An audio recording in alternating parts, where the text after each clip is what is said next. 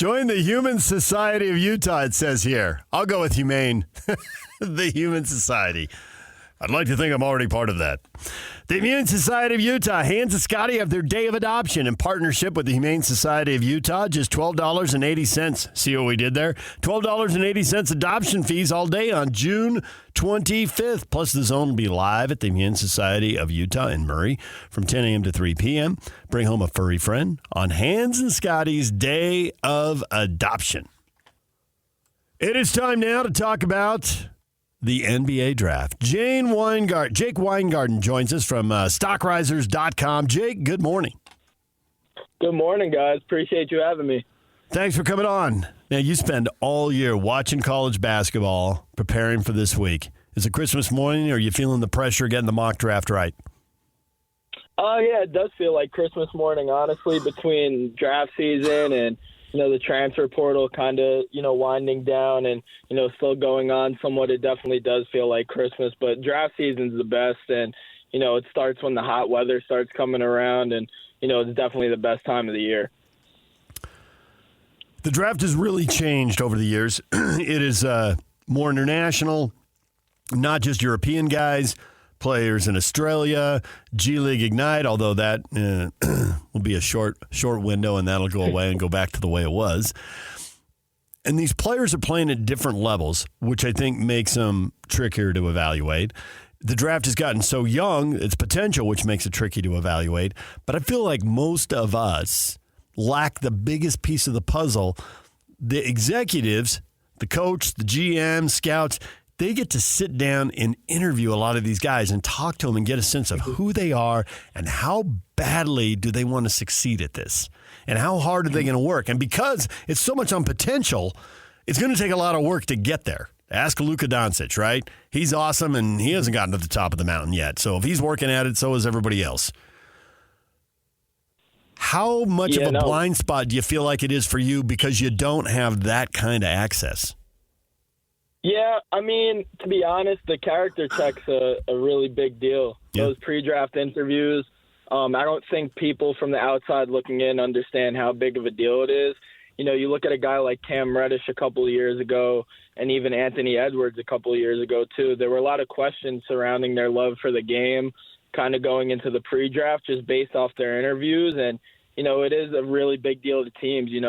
This is your future you're talking about. You don't want to invest a first-round draft pick and, publicity stunt. You want to invest your first-round draft pick in a guy that loves the game, is going to go in and work hard every day. And, I think guys like Paolo Banchero and Victor Wembanyama have kind of set the bar high. But even those guys that you find in the late rounds, you look at a guy like Josh Hart and Jalen Brunson here in New York City that were kind of drafted late, that, work hard every day. They were just on the radio with Tom Thibodeau talking about their pre-draft process. And, I don't understand how those four-year college guys kind of fall that far considering the experience and their love for the game. But those pre-draft interviews are huge. And, not everybody besides the executives and the GMs have a really good idea of what they're going to get in the player in those type of picks. But, obviously with the combine now and, more social media and kind of an idea of how players are, working through their coaches and stuff like that, I don't think people are really that much blindsided anymore.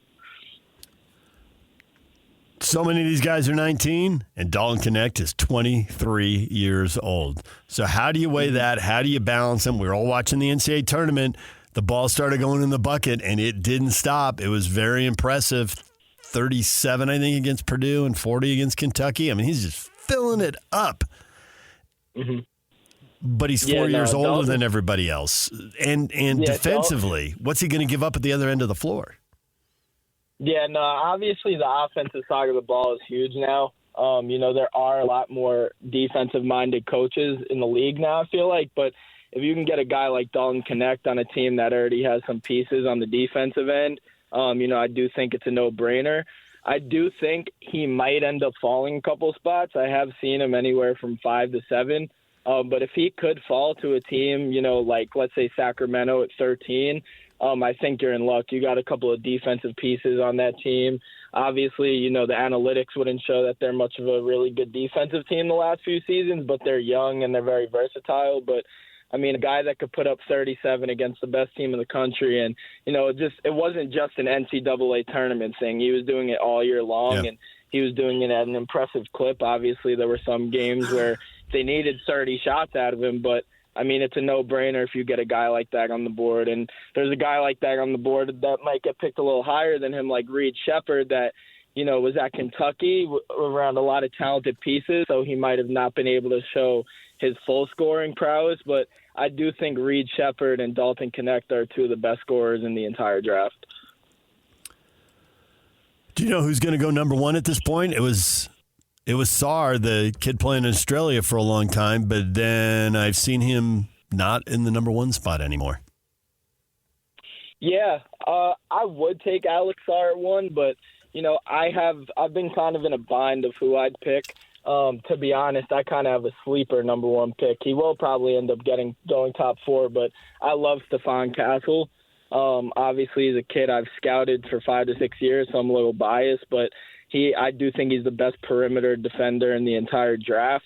But I also think, just like I mentioned, Reed Sheppard, he was at UConn, so wasn't really able to show his full, offensive prowess. But when you can get a guy that's obviously 18 years old, 19 years old, he's very young. He'll have a 15-year career in the league. He's defensive-minded, prides himself on, the dirty work. Like, you look at a guy like Draymond Green, obviously he's not the best scorer in the league. He brings that grit, but, he's going to be the first guy to dive on the floor and play defense. That's what Stephon Castle provides, but he also has an underrated offensive game, and I've seen him anywhere from 3 or 4, but it wouldn't surprise me if one of those teams in the 3 to 5 range tries to trade up for him and take him in the top 3. So when you're filling out your mock draft, how much are you sitting there thinking, no matter what I put down here, there are going to be trades next week, and it is going to scramble the draft order? Yeah, it happens every year. I think there's always a trade in the top 10. There's definitely always trades in the mid-first round, but this year I feel like the teams kind of have a good read of what they want to provide. This is one of the years that, it's very unpredictable. I feel like people have kind of been doubting this draft class very early, but there are guys. I do feel like there's going to be more trades when you look at the 10 to 15 range, when you look at guys like Ron Holland and Modest Buzelis from G League Ignite. You look at those two guys right there. Those are two guys that I've heard are, rumored to be going anywhere from 8 to 15. So you look at guys like that and just the teams that are kind of in that range. Some of them, were contending teams. I mentioned the Kings before, who have been in the playoffs the last 2 years. So I do think there's going to be a good amount of trades, but I don't think many of them will come in like the top 5, the top 7. I think there will be more trades within picks 10 through 20. Jake Weingarten, owner of StockRisers.com, covering college basketball and the NBA draft, joining us here. The Utah Jazz are currently 10th. Now, if I put $20 on the table, and everybody knows I won't do that because I'm cheap, but if I did and say, I will give you that $20 if you correctly predict, will they or won't they draft 10th, which one would you pick? What will Danny Ainge do? I do think Danny Ainge will make that pick. Obviously, the Jazz were also a team that I feel like was doubted the last 2 years, but they have the pieces to make the playoffs. I don't see why not. You got Laurie, you got Walker Kessler, another guy I've scouted for a long time. Keontae George is phenomenal. I feel like he was one of the steals of the draft last year. I do say they keep the pick, and, I would go guard, honestly. I would take another point guard that can kind of create space and let Keontae be off the ball a little bit and kind of move around. You look at a guy like Devin Carter, a guy like Rob Dillingham, if he's available. You want a point guard that can score the ball. Obviously, they're fine with their bigs. They got, like I said, Walker and Laurie handling everything in the paint. And obviously, Laurie's a perimeter threat too. But if you can get a guy like Devin Carter or a guy like Rob Dillingham at 10, I think you got to do it, especially with what you have around you. And if you do get a pairing of a Rob Dillingham and Keontae George, or Devin Carter and Keontae George, along with the pieces they already have, I do think you got to stick at 10, take that pick, and, it's definitely worth the risk. Love to go back and look at old drafts and redraft them, and no matter which year you pick, you can find players who went really early who should have never – they can't even stick in the league. they're out so fast. There are busts everywhere. So of the top 10 picks, assuming the Jazz are either going to pick 10th or trade up and maybe pick earlier, of the top 10 picks, who would you definitely stay away from because they're that guy who's going to be washing out of the league real fast, and we're going to look back when we redraft in 5 or 10 years and go, what in the world did that team pick that guy for?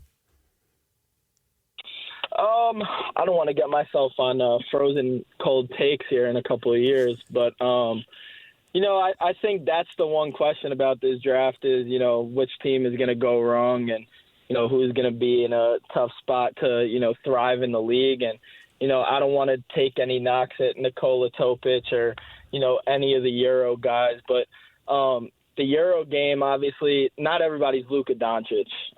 Let's put that out there. But you do look at the Euro guys that are projected to go in the top 10. If I were to have to answer this question or pivot a little bit, I would say, one of the Euro guys would likely to fall in that bust category, but it's way too early to even determine that.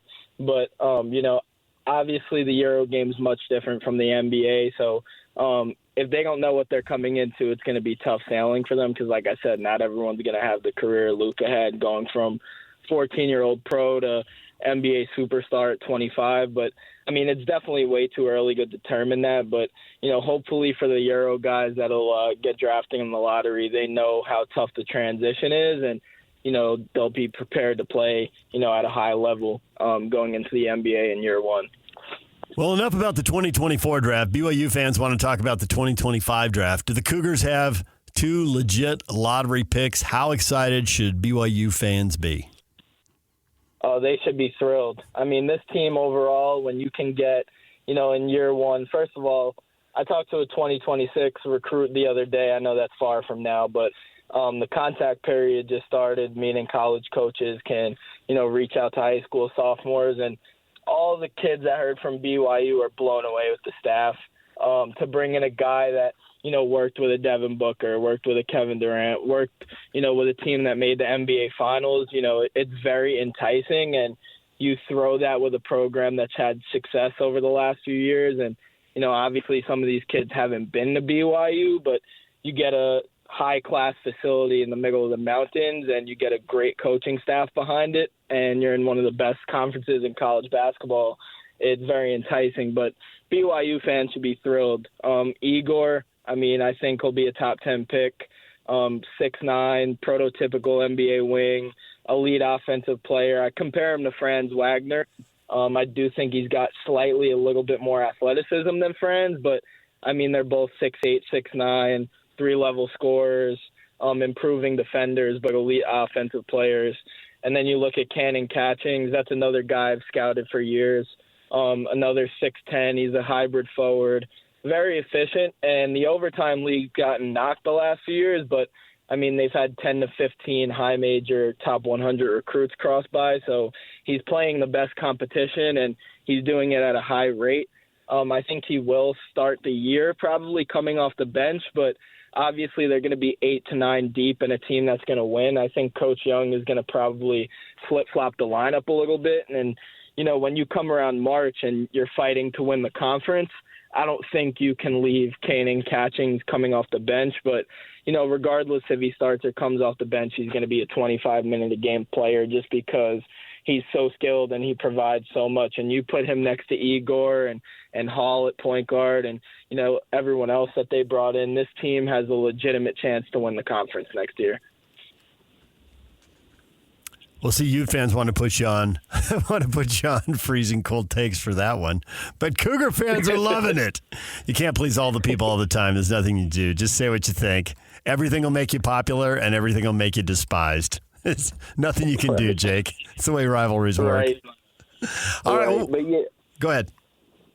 But, yeah, the last thing I wanted to mention is, you talk about the coaching hires that went through this cycle. I do think BYU had the best one. And that's not a knock to, Coach Pope, who was down there at BYU, or Pat Kelsey at Louisville, or Coach Calipari or Musselman. But this coaching cycle was, ridiculous. So if you're BYU and you're getting the steal of the coaching cycle, fans should be very excited. Jake, thanks for the time. We appreciate it. Appreciate it, guys. Jake Weingarten, owner of StockRisers.com, covering college basketball and the NBA draft, both 2024 and 2025. We're going to take a break. When we come back, we've got RSL tickets to give away to the July 3rd game with the Houston Dynamo. That's a fireworks show after that game. We'll do that coming up next. We got Ben Anderson join us in the 9 o'clock hour. If you weren't with us, we were trying to do NHL and NBA draft back-to-back in the 8 o'clock hour and have a draft hour. And we had Jay Stevens on. And he works for Unified Fire, and he got called out. And literally 30 seconds in the interview, I got to go. We could hear the tones in the background. The only time we've had that happen, do you remember years ago, Brett McMurphy said, hey, guys, I got to go, and literally hung up mid-sentence. Yeah, that's right. And we never found out what it was, but... I always assume those guys have more than one phone. Yeah. There's a bigger name on another line. Something's coming in, yeah. Exactly, right? You watch on when the guys are on TV and you'll see, Schefter, the cut Woj to or Schefter yeah. or Woj just sitting off camera and just hammering out a text to some agent or Well, and GM you see him or holding somebody. two phones at one time. Yeah. Oh, yeah. They gotta have more than one. Yeah. All right, DJ and PK, it's 97.5 The Zone. We'll give away those tickets next. And Jay is back from that call, apparently, and ready to join us at 9 o'clock right here on The Zone. And now, a look at